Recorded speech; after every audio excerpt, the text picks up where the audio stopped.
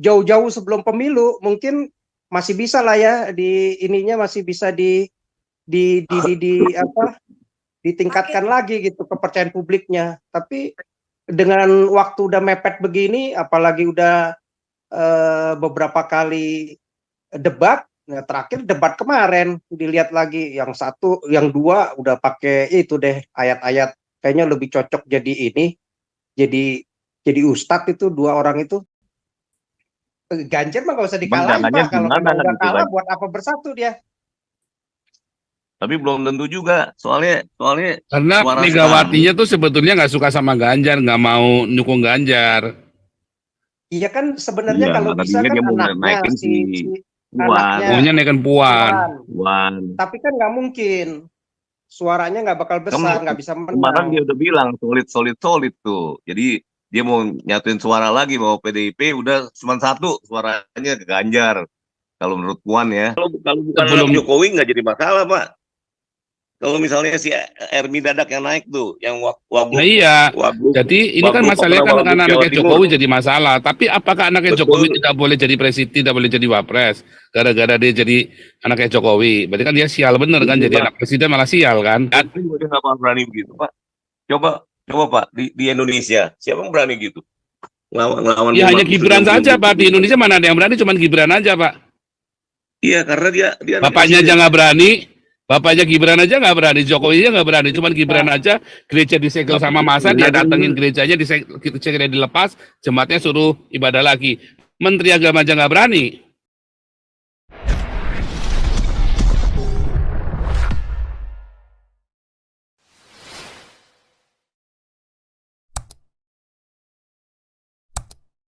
Ya, jadi ke politik ya, apalagi kemarin tuh debat cawapres.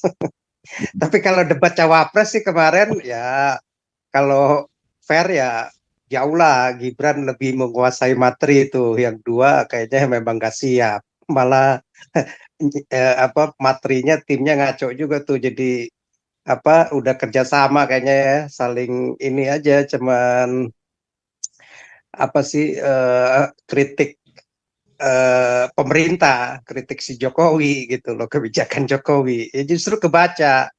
Nah, saya rasa nih malah dengan debat kemarin itu justru malah tambah ketinggalan jauh nih ya.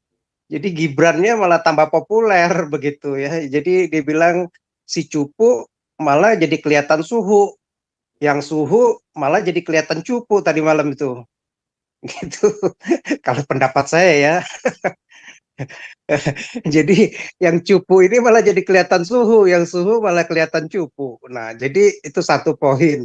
Nah, terus kedua, ya memang dimulai dari ini ya, saya lihat ya istilah bahasa komunikasi Mega, Ibu Mega, petugas partai mulu, ya, apalagi ada video-video kemarin seolah-olah Presiden RI itu begitu aja ya, jadi mengkonfirmasi si Jokowi dikasih apa bangku yang kecil di video-video begitu. Jadi kayak ingin membuli, melecehkan, malah yang ada jadi tambah antipati begitu terhadap PDIP. Nah, itu bahasa-bahasa komunikasi yang kacau, itu jadi blunder buat si siapa PDIP begitu. Malah jadi ditinggalkan, belum lagi Ganjar dibilang anti Israel lah dengan istilah apa mengutip si Soekarno bahwa selalu membela Palestina. Nah, ya udahlah tambah marah lagi anak-anak muda, orang-orang Muslim pun yang nasionalis kok dicampur-campur sama agama begitu ya.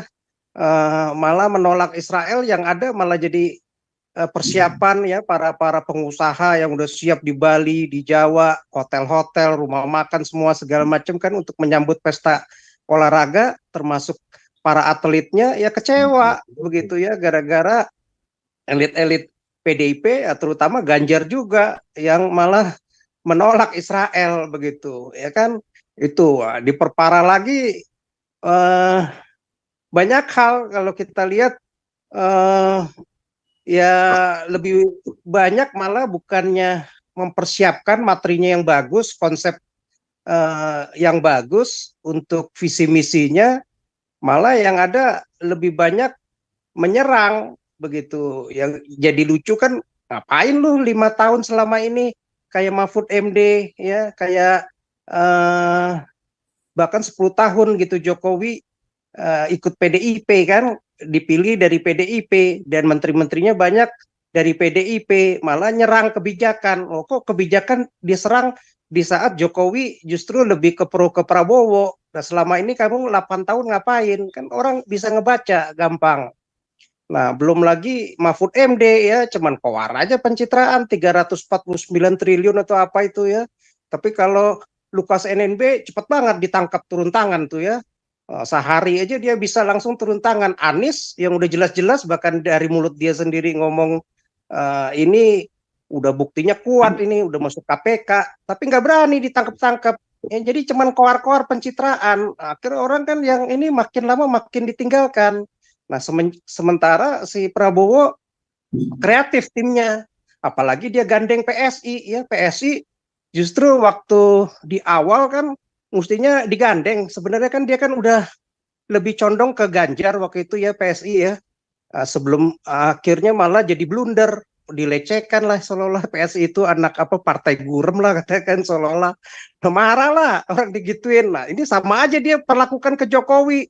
Ya minimal kan Jokowi ada simpatisannya begitu ya, ya tambah blunder begitu ya, makin ditinggalkan. Nah, ini sekarang saya lihat sih kayaknya PDIP agak berat begitu ya.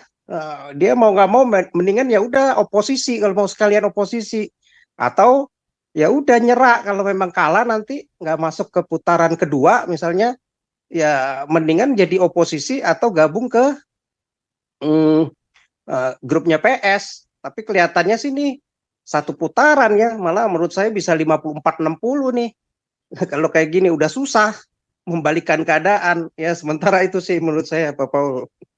Jadi yang dari Kristen-Kristen aja saya lihat ya, Dayak, Ambon, Maluku, Bali, bahkan kantong-kantong Jawa Tengah sendiri yang tadinya PDIP, ya sekarang banyak udah Iya, bergeser, berperang, bahkan udah hijrah hampir semua. seimbang.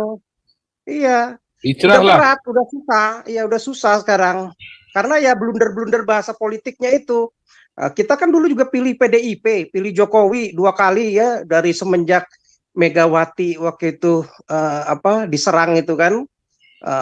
Ya kita simpatik lah ya, dulu masih PDI dengan PDIP begitu ya. Nah, tapi kita lihat-lihat begini, semenjak mereka berkuasa juga apa yang telah dilakukan PDIP? Nggak banyak begitu ya. Malah yang ada kita lihat intimidasi, penutupan gereja juga diem aja. Nah, malah PSI berbeda, berani bersuara. Jadi ya sekarang banyak juga kalau saya lihat anak-anak muda yang non Muslim pun banyak lari ke PSI. Ya kita berharap PSI ke depan mulai ambil alih ya, mulai bisa naik lah 5%, ke depan lagi 10%, 15%, sampai partai besar. Karena memang kalau ngarepin partai-partai tua susah lah, nggak bisa kreatif, nggak bisa maju, nggak ada progresifnya begitu ya. Ya yang ada itu aja begitu. Kita harapkan lah PSI lumayan. Saya sih lebih percaya si Grace Natali sekarang dibanding Ibu Mega, dibanding SBY, dibanding Prabowo, dibanding Golkar, dibanding partai-partai lain ya. Lebih lebih murni juga untuk saat ini partai anak muda ini ya. Kita harapkan lah seperti itu. Ya, itu tanggapan saya sementara. Ya gimana nggak hijrah? Terlalu apa ya? Terlalu ya politik, tapi ya kelewat ini ya. Menurut saya sudah kelewat Iya, banyak blundernya ini Pak. ya. Kelewat blunder ya. Iya, Sehingga blundernya mau beberapa apa kali. iya, ini partai mau apa juga bingung orang-orang. Iya, dalam 1 tahun loh. Itu apalagi menjelang pemilu lah kan problem. Kalau jauh-jauh sebelum pemilu mungkin masih bisa lah ya, di ininya masih bisa di apa, ditingkatkan lagi gitu kepercayaan publiknya. Tapi dengan waktu udah mepet begini, apalagi udah beberapa kali debat. Nah, terakhir debat kemarin dilihat lagi, yang satu, yang dua udah pakai itu deh ayat-ayat, kayaknya lebih cocok jadi ini, jadi ustadz itu dua orang itu, si Mahfud sama si itu. ya. Sedangkan sini ya lebih cocok memang anak muda milenial yang sekuler, yang ngerti ekonomi, intinya begitu kan, kalau yang kemarin debat ekonomi. Kalau yang dua itu malah lebih kesannya malah lebih cocok jadi ustadz kayaknya tuh ya. Ngafal Al-Qur'an kayaknya. Itu kalau menurut saya.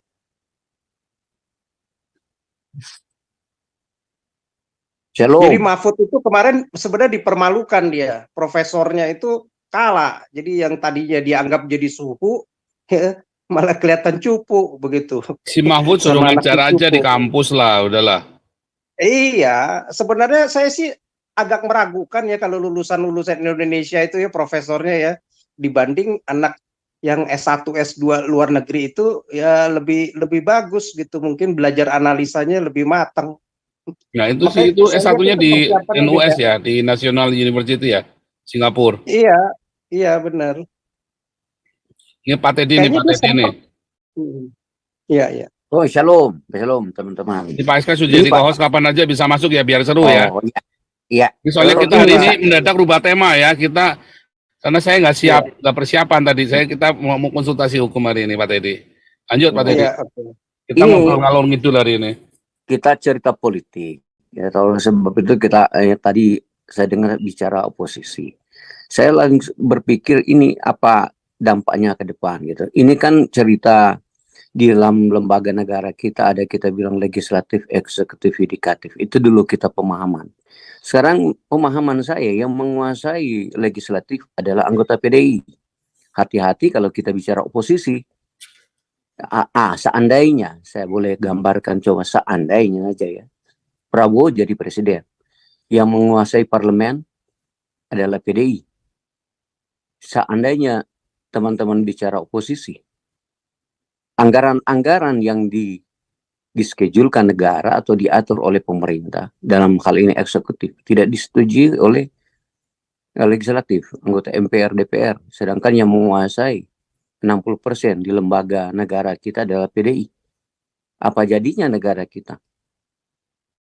Kekuasaan di mana lagi kekuasaan presiden itu kalau Prabowo jadi presiden? Oleh sebab itu semua digambarkan kepada kita bagaimana ketiga kontestan ini bekerja sama dengan baik.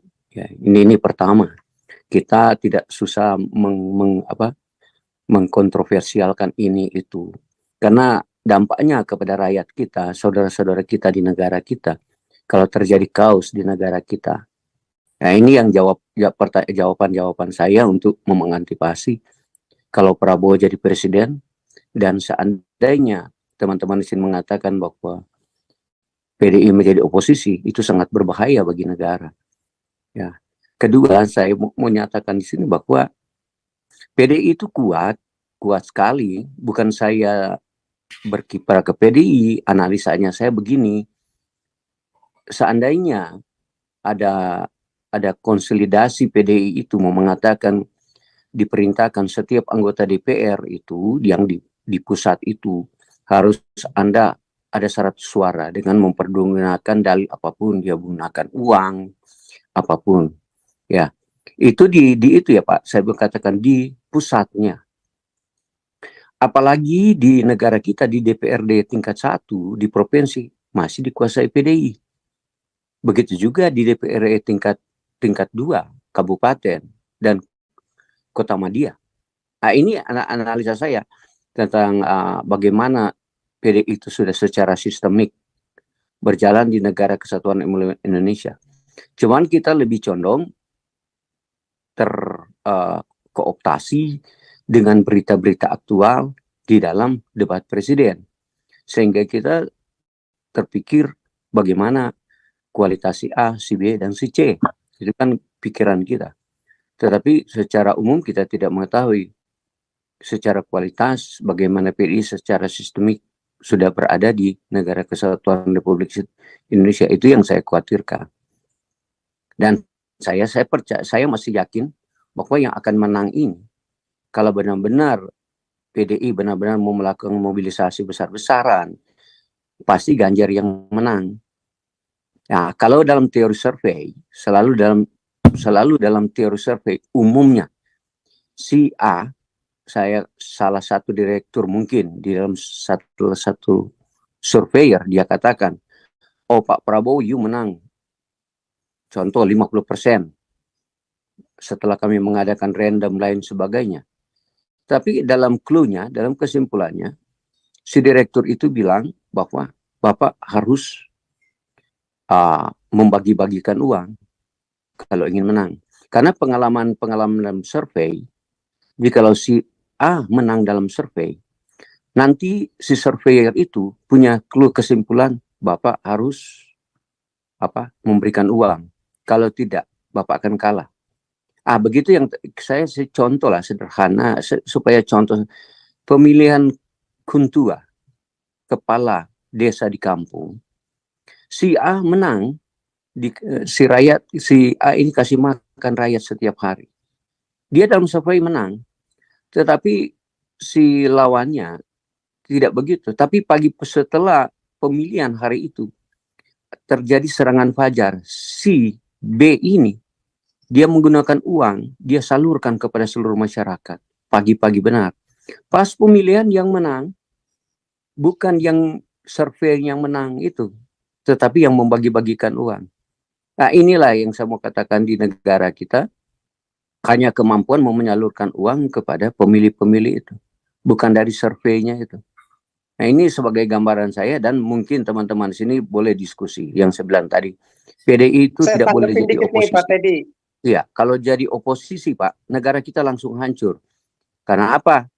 Saya bilang, ulang, semua anggaran yang mau diseluruhkan negara atau pemerintah, lembaga eksekutif tidak disetujui oleh legislatif. Karena dia oposisi. Nah, bagaimana jadi negara kita? Saya tanggapin dikit nih Ya. Pak Teddy. Si SBY menang 2 kali. Posisi PDIP kan waktu itu oposisi ya. Jadi menurut saya sih nggak ada problem. Nah, menurut saya memang mungkin nggak akan langsung nyungsep turun banyak. Ya, mungkin antara berkisar 15-20 lah kalau dugaan saya secara partai ya. Tetapi kalau untuk capres dan cawapres kelihatannya memang bisa jadi 02, kalau menurut saya sih bisa jadi menang satu putaran ini. Mungkin bisa 54-60 malah nih menurut saya. Begitu. Tapi kalau untuk partai ya antara Gerindra dengan PDIP masih nomor 1 dan 2-nya ya. Nah, bisa jadi mungkin ya hampir masih seimbang lah katakan, kalaupun bedanya juga beda 1, 2, 3 juta lah, nggak sampai puluhan juta begitu ya. Nah, jadi masih mungkin di 15-20%. Nah, memang lebih terhormat buat PDIP ya udah kalau kalah sebagai oposisi, bukannya malah bergabung dengan Anies. Kalau bergabung dengan Anies itu nggak akan nyambung di akar rumput, cuman elitnya aja. Itu sama aja PDIP gabung dengan P3 di grassroots-nya itu nggak nyambung. Grassroots-nya itu malah hanya saya rasa paling 20% saja tuh yang nyangkut suara P3 nyoblos si Ganjar nomor 02. 80% pasti lari ke Anies atau ke Prabowo menurut saya begitu. Ya, jadi kalau kita lihat aja di kita ini aja deh, kalau kita lihat di live-nya kita ini, saya yakin dulu-dulu banyak orang yang milih pilihannya PDIP support di Zoom-nya kita nih. Tapi akan lari nih sekarang banyak ke PSI secara partai dan juga ke Prabowo begitu. Dulu kita mana suka sama Prabowo begitu ya. Apalagi kan dia dengan PA 212-nya ya, dengan para kadrunnya disupport ya dulu ya. Nah, tapi akhirnya kan kita lihat politik ini dinamis ya, nggak ada lawan dan teman yang abadi ya. Jadi intinya bicara kepentingan. Nah, kepentingannya kita lihat sekarang justru si siapa nih, si Prabowo justru yang lebih kelihatannya lebih nasionalis malah nih sekarang gitu dibanding PDIP. Kalau udah beberapa kali pertemuan dan beberapa komentar ya seolah-olah ada pertemuan dengan grupnya Anies dan lagi dilihat lagi debat ini seolah-olah mereka udah kayaknya udah koling-kolingan deh. Kemarin tuh si Mahfud sama si Muhaimin kan dekat sama orang NU ya. Jadi ya udahlah kita jangan saling nyerang, yang kita serang nih justru si Gibrannya begitu ya. Di awal kan kayaknya kelihatannya nyerang tuh ya kebijakannya si Jokowi. Tapi malah menurut saya blunder, bukannya itu, justru kasih dong gagasannya, kasih ide-idenya, bukan cuma nyerang. Nyerang begitu diserang balik, ya jauh malah ya, jadi nggak menguasai materi dan dia benar-benar nganggap remeh ya, jadi malah kena kena ini deh, berbalik ya. Jadi menurut saya berat ini sekarang ya. Nggak tahu, kecuali ada sesuatu yang beritanya wow viral banget, baru mungkin bisa itu menjatuhkan, kalau enggak ya susah lah ya. Dari beberapa survei memang izin bicara, Jawa Timur, Bali, Jawa Tengah ya udah dikuasai Prabowo, menang memang ya, bahkan sudah hampir 50-60%. Nah, kecuali Jawa Tengah yang masih 50-50, padahal kan Jawa Tengah ini kan lumbungnya si siapa? Si pasangan 02 PDIP. Bahkan si siapa tuh elitnya, si siapa yang namanya tuh, wah kalau sampai Jawa Tengah ini dikuasai, udah hancurlah kita nih katanya.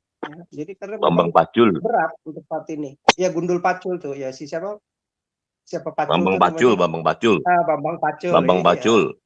Iya, lebih bagus begitu. Justru waktu itu dia bilang saranin PDIP harusnya jangan malah kontra dengan si Jokowi, mestinya dirangkul.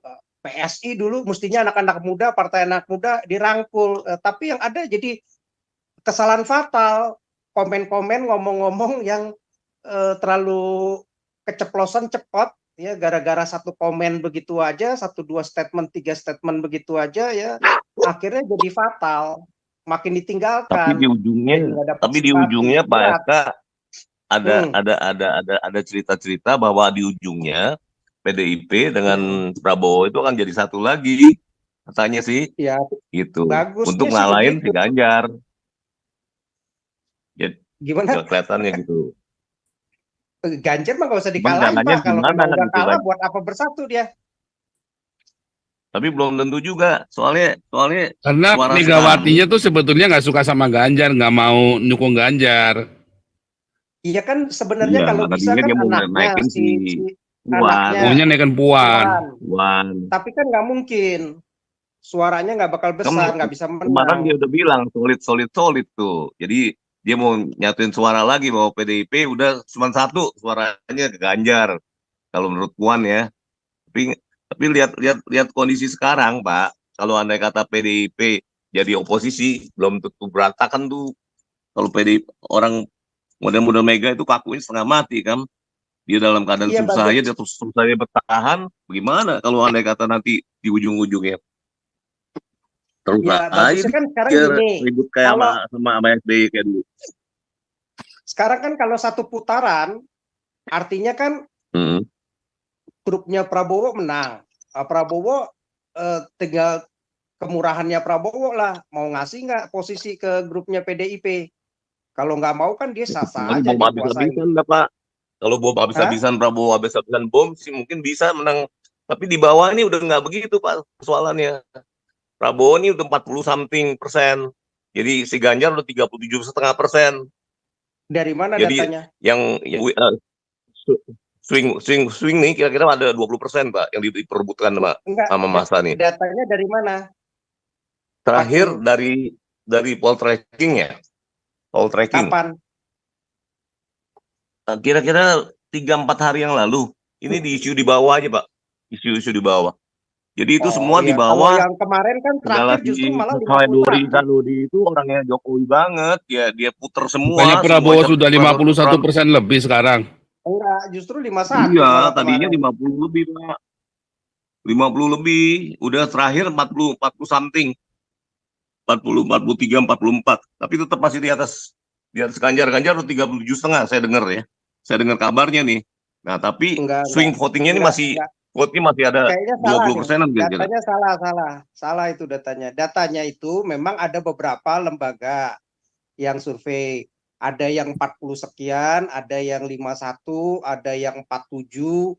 Nah, itu yang mungkin diambil itu yang paling rendah, salah satu aja. Tapi dari beberapa itu justru mainnya di 46 sampai 51. Kalau si Toto punya mah lumayan, Pak SK. Kalau Pak si Toto yang mau ditembak dulu tuh Hmm. si apa Cartika apa ya? Ya, kalau saya belum tahu ya, kalau si Toto mungkin bisa jadi dia nggak suka sama si Prabowo. Nah, kita lihat dulu lah, nanti ada beberapa survei. Jadi survei itu kita nggak bisa Tapi ambil ini satu, jangan mesti kira ada satu tujuh, peran loh, Pak. ada Kalau tujuh atau di 10. bawah masyarakat di bawah nih, Hmm.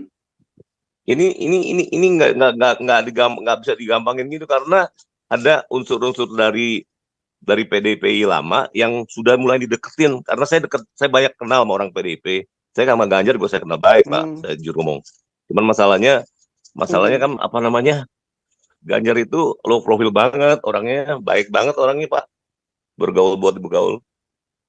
Iya, justru Jokowi juga baik kelihatannya. Kita awal juga tahu semuanya Enggak, baik. Pak. Saya tahu kenal dia dari dia masih di Komisi 3. Dari Komisi 3 masih ece-ece, masih baru lulus Pak, kalau 3 nggak jam baik, ada. kalau nggak Rifana, baik, saya mau tanya nih. kenapa 2 kali PDIP majuin Jokowi dari gubernur sekali, gubernur ya sekali, Pak, jauh presiden 2 kali. pengalamannya jauh sama apa sama si Jokowi. Kalau Ganjar mah masih kalah jauh. Anda maksudnya sempat di partai, jadi ini Pak Arizona ini jadi ini apa? Jadi Saya banyak anggota kenal orang politik. legislatifnya Saya PDIP. seperti Pak Paul tuh, ya nggak? Urusan apa juga saya tahu, Pak. Pak Arizona, Saya aku Itu mau aja. tanya nih. Pernah di Arizona, saya mau legislatif tanya. PDI. Ya, Pak Arizona, saya tanya sebentar ya. Hmm. Kalau umpama you yang bilang Ganjar naik, Hmm. investasi bisa masuk nggak, Pak? Melihat ibu negara pakai Pak. jilbab gitu. Pak, Bapak jangan salah. Keluarga dia bukan keluarga jilbaban. Loh, bininya si Ganjar kan jilbab. Itu kakaknya tuh Enggak, Bapak. kakaknya tuh hakim agung. Istrinya kan jilbab, Pak. Kakaknya tuh hakim agung. Ganjar. Saya ceritain dulu. Kakaknya hakim agung. Ini orang-orang yang berpendawal mata ngelangi enak banget. Temennya Chinese semua bagian besar. Itu si Enggak, saya Ganjar cuma itu siapa tanya. bilang? Kita Enggak, kan saya cuma melihatnya tanya. kan Kalau istrinya saya cuma jilbaban ini tanya. begini. Jangan dilihat dari begitu juga sih. Enggak, saya mau tanya, kalau ibu negara kamu itu berjilbab, investasi foreign investment ini bisa masuk enggak? Pasti satu saat akan berubah, Pak. Bu Mega aja Aduh, nggak jilbaban sekarang kan kok. Islamofobia ini kan lagi rame di dunia. Ini kan digunakan sama dia juga. Pak, dia orang juga Orang- orang bisnis juga, orang Pak ngeliat itu. Ibu negaranya udah jilbab, Pak, dia juga orang investasi bisnis. asing. Pikirannya dia tim bisnis juga daripada masa gua hilang mendingan gua pakai jilbab sementara Oke, gitu. oke, Nanti kita lihat habis nanti. gua Kita lihat udah nanti. jadi permaisuri mah nanti cerita lain dong. Oke, Gitu. sekarang pertanyaanku yang kedua. Apa Sekarang lagi? ini kan banyak caleg-caleg ini artis sama penyanyi. Ini gimana menurut kamu? Kalau legislatif itu kan Ya welcome dong, Pak. Welcome semakin jadi artis semakin kita tapi welcome ini aja. orang nggak ngerti hukum kok mau jadi tukang bikin hukum itu gimana logiknya? Saya mau tanya. Pak, buat sekarang negara ini emang negara agama. Negara ini nggak semuanya mesti pinter, mesti jadi pimpinan, Pak. Buset. Loh, Nggak ada orang. Sekarang lu nggak pernah naik sepeda, nggak bisa tahu. Gimana caranya kamu ngajarin orang naik sepeda? Lu sendiri nggak bisa naik sepeda. Sekarang saya tanya Ayu, Pak. Sekarang saya tanya Ayu. Sekarang si Rano Karno sukses nggak dia di Banten? Diluluin orang bisa perpanjang Rano Karno ya sampai akhir masa jabatan. Isunya apa? Udah deh, ini kontribusinya nggak ada, Pak. Yang dimaksud Pak Andi itu cuman jadi anggota dewan, jadi legislatif, jadi eksekutif, tapi nggak ada hasilnya. Maksudnya begitu loh. Oh gitu. Tapi masalahnya kan PDIP kan partai wong cilik, namanya juga partai wong cilik, Pak. Jadi mana contoh soal jangan seperti PKS begitu. Gini, contoh soal Denny Cagur itu apa namanya pelawak. Bambang Cagul masuk legislatif. Bambang Denny Cagur itu pelawak. Oh, itu bukan di PDIP seingat saya sih. Enggak PDIP. Kamu ini ngomong partai ini, kamu ini orang partai. Saya ngomongin legislatif ini, caleg-caleg ini loh. nggak peduli dari partai mana. Kalau sekarang gini loh, Terserah, saya pernah, Pak, soal yang milih saya rakyat sering, kan nggak gini loh Pak rakyat, Pak, Arizona, bukan urusan saya. nggak gini loh. Kalau saya ini sering baca buku mengenai pilot menerbangkan pesawat, saya baca semua buku, tapi saya nggak pernah praktek. Ya. Kamu terbang sama saya mau nggak? Itu aja. Kok orang nggak ngerti hukum mau jadi caleg itu gimana sih? Yang beneran, Pak. Gini Arizona, kalau saya lihat memang udah banyak blunder yang dilakukan PDIP, agak berat untuk kali ini. Ya, Pak, kecuali kalau dia persiapan soal blunder lagi. Pak ya, sebenarnya Tunggu yang sebentar. banyak blunder tuh Bentar Pak, si satu-satu Prabowo, Pak. Pak, biar Pak SK dulu Pak. Satu-satu. Ya, Ya, Pak SK pikir lanjut. Ya. saya pikir banyak blundernya. Jadi yang tadi saya sebutin tuh ya, belum lagi hal-hal yang lain. Nah, terus kedua, itu yang paling penting saat ini tuh tim Prabowo itu justru banyak supportnya itu dari anak-anak muda yang kreatif. Ya, jadi kesalahan besar saya lihat lagi itu kemarin itu malah PSI bukannya digandeng, nah timnya Prabowo itu begitu cepat sigap, begitu dibully sama termasuk juga si Pandana Baban tuh asal ngomong aja, ya ini partai apa sih, masih kecil ini, anak cilik lah, sama seperti dia ngebully si Gibran.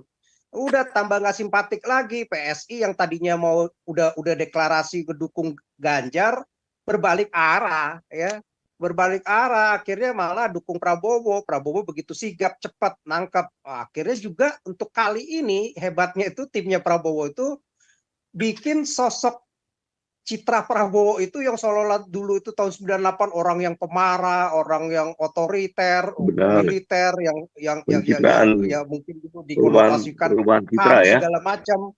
Ya seolah-olah nih sekarang malah orangnya lebih humanis, suka dancing, gemoy.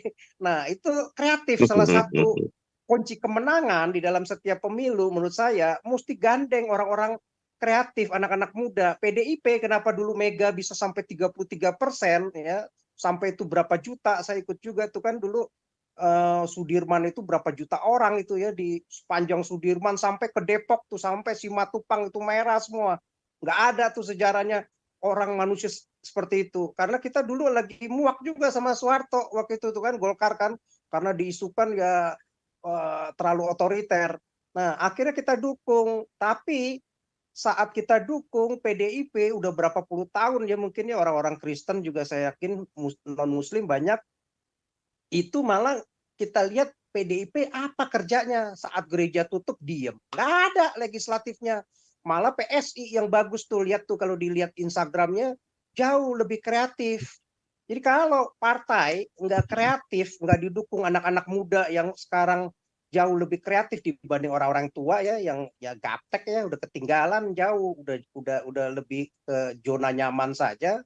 Nah, mereka anak-anak muda ini bagus begitu. Itu yang justru malah nih suara pemilih sekarang kan kalau nggak salah 60-67% ya anak-anak muda ya kalau nggak salah nih kan untuk pemilu 2024. Ya, kalau nggak digandeng begitu ya susah, makin tertinggal. Kalau menurut saya sih begitu kesalahannya itu. Jadi beberapa kali Jokowi juga menang bisa, padahal boleh dibilang kan Jokowi kan pemain baru ya di gubernur maupun di ini, karena saya pikir sih ya Pak ya, disupport sama anak-anak muda. Kita milih satu partai kan tergantung dia punya kriteria pimpinannya.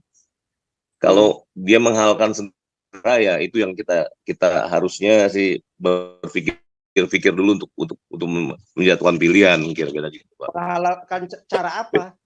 Apa yang menghalalkan? Iya, kalau andai kata you melalui MK bisa begitu ya, itu kan bukan nggak ada Pak dalam sejarah Republik Indonesia ini dari zaman tahun 45 sampai sekarang belum pernah ada pimpinan yang jadi wakil presiden, calon wakil presiden dengan cara membayar orang di MK Pak, atau di Mahkamah Agung atau di mana, nggak ada. Coba Bapak cari sejarahnya, ini baru sekali kalau ini sampai terjadi. Kenapa Pak? Memang ada buktinya dibayar. Ya gimana orangnya udah dihukum kok, gimana sih Pak? Udah dicopot jabatannya? Bukan dihukum Pak. Iya. Begitu bukan dihukum. Aduh, mata kita semua tahu Pak, seluruh Indonesia juga tahu. Iya, bukan dihukum Pak. Jadi bukan Pak. Jadi gini loh Pak, kalau di MK ini kan kita udah pernah bahas dengan banyak orang di sini ya, dari tahun lalu malah. Kita malah mau menggugat beberapa hukum yang ada di Indonesia, makanya kita mau bikin class action dengan dengan review, ya kan, mereview semua hukum-hukum di MK yang diajukannya ke MK. Bahkan kita bisa menggugat MK juga, Pak. Artinya beberapa judicial review itu kita lakukan, termasuk batas usia itu bisa Pak, bisa digugat, Pak. Masih diuji juga, Pak. Masih diuji Bisa, Pak. juga. Jadi bukan itu melanggar hukum, Pak. Itu boleh, Pak. Kita mau menggugat SKP 2 menteri aja boleh kok. Sudah ada aturannya, kita gugat, boleh, Pak. Jadi itu legal, Pak. Masalahnya, kesalahannya Jokowi itu harusnya waktu itu mundur dulu, si iparnya dulu mundur dulu. Kesalahannya hanya itu saja. Dia kurang dilihat oleh umum, itu kurang etis. Tetapi itu karena pelanggaran, Pak. Orang desa itu, Pak. Orang desa ngatur pengadilan itu, Pak. Ya, itu nggak bisa dianggap pelanggaran, karena kita sudah bahas dengan ini, Pak. Tadi itu nggak bisa, Pak, nggak bisa dianggap bahwa itu adalah pelanggaran hukum, itu nggak bisa juga. Tetapi itu Jokowi harusnya kalau dia mau perfect, supaya dia jangan digugat, supaya dia jangan dicibir orang, harusnya iparnya mundur dulu, lalu dia melakukan judicial review itu terhadap batas umur itu. Itu sebenarnya begitu. Cuman sebetulnya boleh-boleh saja. Gitu, Pak. Kita mau menggugat SKP 2 menteri aja boleh kok. Kita mau menggugat Undang-Undang Dasar 45 aja boleh kok. Jadi kalau nanti alasannya begitu, kesannya kalau lagi kalah baru isu ini, isu itu dinaikkan, gitu ya, hamla. Walaupun saya tidak setuju Gibran, cuman dalam hal ini kita harus objektif bahwa itu legal. Bukan masalah etis nggak etis ya, tapi legal gitu loh, Pak. Legal dulu. Kalau nggak etisnya ya karena ada iparnya itu, gitu kan? Nggak etis gitu loh. Nggak legal. Sesuatu yang nggak etis itu sebenarnya sama dengan kata-kata sesuatu yang tidak legal, Pak, sebenarnya. Nggak juga. Nggak ada masalah, Pak. Bukan, beda, Pak. Etis nggak etis itu bukan pelanggaran hukum, Pak. Etis tidak etis itu bukan pelanggaran hukum, tetapi adalah sebuah misalnya saya ada orang tua, kaki saya naik di meja, nah itu namanya nggak etis gitu loh, Pak. Iya kan? Gini loh, maksudnya gini. Ini sebenarnya nggak etisnya itu menurut Pak Paul ya karena dia anaknya Jokowi. Katakan kalau Gibran bukan anak Jokowi, lalu menang di MK. Ajar. Iya, itu kan nggak apa-apa. Saya dukung. Dalam bangsa warga negara. Bahkan kalau cawapresnya lebih menguasai, lebih pinter secara ekonomis, bisnismen mengerti dibanding Caimin dan si siapa tuh satu lagi, si Mahfud MD, dan Mahfud MD dikasih 5 tahun juga nggak ada. Malah kemarin kita lihat kebanyakan wali kota nggak sih, Pak? Masih komplain jadi dagang. dulu. Enggak, Pak SK, saya mau tanya, Pak SK kenal Gibran pada saat dia dagang pisang goreng nggak? Martabak. Bukan. Kenal nggak? Jadi gini, itu nggak ada masalah begitu, Pak Arizona. Di Swiss ya, itu perdana menterinya umurnya 27 tahun, Pak. Saya setuju, Pak. Nggak, jadi begini loh, Pak. Yang kita nggak bisa kita terus gara-gara ini andai kata bukan anaknya Jokowi deh, anggap ini bukan anak Jokowi, nggak akan ribut, Pak. Ini karena ini anaknya Jokowi, jadi dipersoalkan keetisannya. Nah, tapi harusnya si Jokowi kemarin, kalau bukan anak Jokowi nggak jadi masalah, Pak. Kalau misalnya si Ermi Dadak yang naik tuh, yang Wagub. Nah iya, jadi ini kan masalahnya kan karena anaknya Jokowi jadi masalah. Tapi apakah anaknya Jokowi tidak boleh jadi presiden, tidak boleh jadi wapres, gara-gara dia jadi anaknya Jokowi? Berarti kan dia sial bener kan, jadi anak presiden malah sial kan? Nah itu mah di mana-mana lumrah. Yang penting sekarang bukan berarti dia tidak mampu. Kita nggak bisa menganggap si Gibran tidak mampu. Nyatanya satu-satunya wali kota yang berani beredel segel gereja disegel itu cuma anaknya Jokowi, Pak. Kalau saya ini terlepas dari ini ya, etika yang kemarin itu ya. Kalau saya akan dukung Gibran, Pak. Oh, dia melihat prestasinya, dia berani gereja disegel, dia berani buka begitu aja kok. Kita butuh orang begitu. Masalahnya nanti setelah jadi Pepres masih berani nggak? Masa kan begitu kan? Dia nggak bakal berani begitu, Pak. Coba Pak di Indonesia siapa yang berani gitu? Ngelawan Ya hanya Gibran saja Pak. Di Indonesia mana ada yang berani? Cuman Gibran aja Pak. Iya, karena dia Bapaknya aja nggak berani. Bapaknya Gibran aja nggak berani. Jokowi aja nggak berani. Cuman Gibran aja gereja disegel sama massa, dia datengin gerejanya, gerejanya dilepas, jemaatnya suruh ibadah lagi. Menteri agama aja nggak berani. Benar, setuju saya Pak. Nah kita Setuju butuh itu, orang Pak. seperti itu loh Pak. Siap, setuju saya itu. Di luar itu, oke saya bilang itu tidak etis. Ya masalah Gibran, makanya saya bilang dari kemarin saya nggak setuju. Harusnya Prabowo pilih yang lain, gitu loh dengan Betul. cara begitu. Cuman kemudian gara-gara dicari-cari itu, harusnya itu nggak adil juga buat Gibrannya. Persoalannya kan hanya itu saja. Tetapi masalah mampu nggak mampu kita tidak tahu. Nyatanya di Austria itu perdana menterinya, di Swiss dan di Austria ya perdana menterinya itu masih di bawah umur 30, ya kan? Terus yang apa namanya? Sebenarnya orang 30 juga saya kawin di umur 20, Pak. Bukan masalah kawin, beda Pak. Kawin mah beda lagi. Teman-teman saya 15 tahun udah kawin, Pak. Orang Itu nggak ada. 30 tuh udah matang sebenarnya, Pak. Oh enggak, bukan masalah itu. Cuman kita lagi ceritanya sekarang satu-satunya pejabat yang berani buka beredelannya gereja itu anaknya Jokowi. Cuman apakah setelah ini dia berani lagi? Apa kemarin itu karena dia naif terus langsung begitu aja kayak koboi begitu kan jebret. Wah, cian hebat. Tapi apakah selanjutnya berani apa enggak tuh? Wah, kalau berani mah Mana berani dia begitu, Bos. Aduh. Saya yakin itu kalau dia bukan anak Jokowi dia nggak bakal berani, Pak. Jaga gereja itu. ya masalahnya dari dulu anaknya Presiden Soeharto aja nggak berani. Ya kan? Anaknya Mega nggak berani, anaknya Gus Dur aja nggak berani si Yeni Wahid, ya kan? Pak Pol, Ya Pak Teddy. boleh saya tanya, kan kita ini kadang-kadang terframing lah. Kalau teman-teman lihat, saya mau ke pembicaraan lain ya, bicara petugas partai, bagaimana asumsi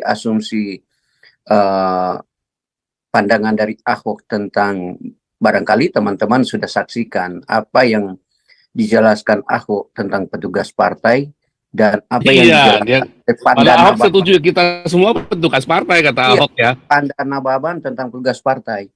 Saya akui kalau Pak Pol bilang, saya juga sama ya. Cuma saya maksudkan supaya ada argumentasi kuat menjelaskan petugas partai itu sih definisinya bagaimana. Kita cariin ya videonya Ahok ya. Kita cariin ya. Kita cariin videonya Ahok yang Ahok bilang, gua juga petugas partai, dia bilang begitu ya. Iya. Nah, itu ya, sambil Pak Paul cari aku ngomong dulu sebentar. Ya silakan Pak Suara. Jadi gini Pak Teddy, ya, Pak Suara, memang ya. yang namanya definisi petugas partai ya ngikutin Mega yang kasih statement itu Megawati ya. Nah, jadi tapi yang ditangkap oleh masyarakat itu berbeda. Nah, itu bahasa politiknya yang jadi blunder. Betul. Jadi dianggap kok Presiden Republik Indonesia ini petugasnya partai PDIP, artinya PDIP itu konotasinya harus tunduk sama Megawati. Selalu dianggapnya menjadi jongos, jadi kacung, jadi suruhannya PDIP. Bahkan yang jadi problemnya lagi disorot. Sebentar. Apalagi disorot waktu hari ulang tahun PDIP atau apa itu ya. Jadi Jokowi disinggung lagi. Pak Jokowi kalau nggak ada PDIP, pakai ada bahasa begitu kan. Seolah-olah orang nangkep dari bahasa komunikasinya itu ada he-nya itu jadi dilecehkan begitu Pak. Nah itu tambah gak simpatik lagi. Blunder banyak kenapa blundernya, anti Israel lah segala macam. Udah jadi problem. Paham Pak. Iya. Itulah yang menyebabkan Ibu Iriana ngebakar Pak Jokowi. Udah biar gimana keluar dari PDIP. Udah gua udah nggak mau udah punya laki lu. Gua punya laki lu kalau lu masih di PDIP. Begitu kira-kira Pak. Gara-gara ngomong itu juga tuh. Konsistensi.